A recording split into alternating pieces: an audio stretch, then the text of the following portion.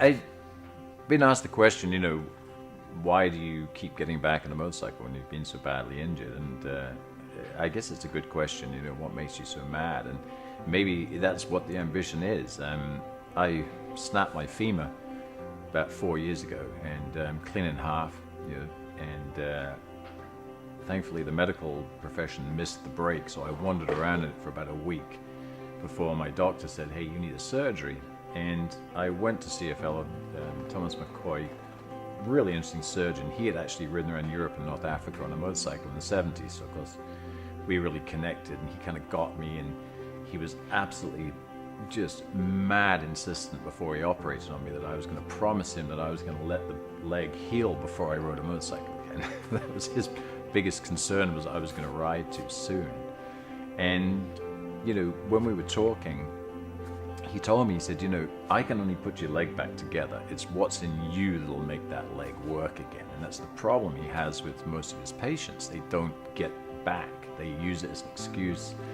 They don't rehab it. So, I snapped this leg. It was pretty useless. I was on crutches for 3 months, and, I was on a stick and, imbalanced and whatever. And I just decided one day, let's take this thing up Kilimanjaro. So I went and hiked up the highest mountain in Africa just to see what it would do, because I didn't want my mind setting it. It wasn't a physical achievement for me, it was a mental achievement. It was to overcome the idea that this leg was going to stop me.